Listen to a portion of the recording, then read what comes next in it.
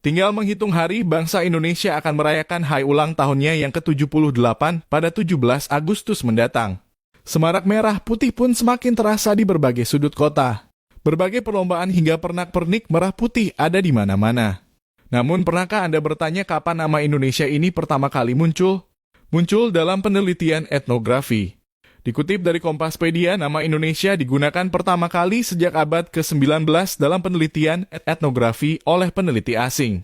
Adalah George Samuel Windsor R. yang mencantumkan nama Indonesia pertama kali dalam artikelnya yang berjudul On the Leading Characteristics of the Papuan, Australian, and Malay Polynesian Nations. Artikel itu tayang dalam Journal of the Indian Archipelago and Eastern Asia. Dalam tulisannya, Earl meneliti tentang kehidupan penduduk asli Australia dan Melayu Polinesia. Untuk penduduk Kepulauan Hindia, Earl mengusulkan istilah Indonesians dan Melayu Nations. Namun, ia lebih menyukai istilah yang pertama dibandingkan terakhir. Alasannya, istilah Indonesians terlalu luas karena mencakup penduduk Kepulauan Maladewa. Pada 1850, nama Indonesia juga muncul dalam artikel ilmiah yang ditulis oleh James Richardson Logan dengan judul The Ethnology of the Indian Archipelago, Embracing Inquiries into the Continental Relations of the Indo-Pacific Islanders.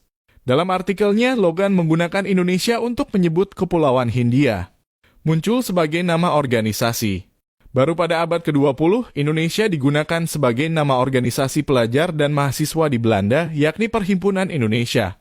Organisasi itu menjadi awal kemunculan organisasi-organisasi lain yang menggunakan nama Indonesia dan menyuarakan kemerdekaan.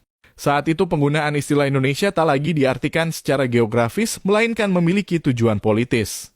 Pemilihan nama Indonesia didasarkan atas kengganan para pemuda ini dikenal sebagai kelompok berdasarkan etnis.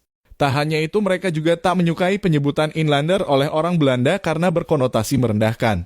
Atas dasar itu, mereka lebih memilih menggunakan nama Indonesia sebagai penegasan bahwa mereka bukan bagian dari Hindia Belanda. Perhimpunan Indonesia kemudian berkembang menjadi organisasi yang vokal melawan penjajahan Belanda.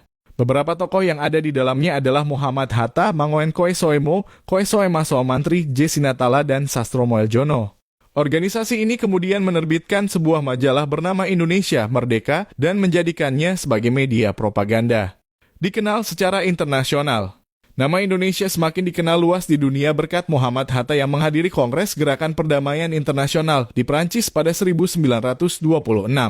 Melalui kongres itu, Hatta meyakinkan dunia akan keberadaan Indonesia secara geografis dan politis.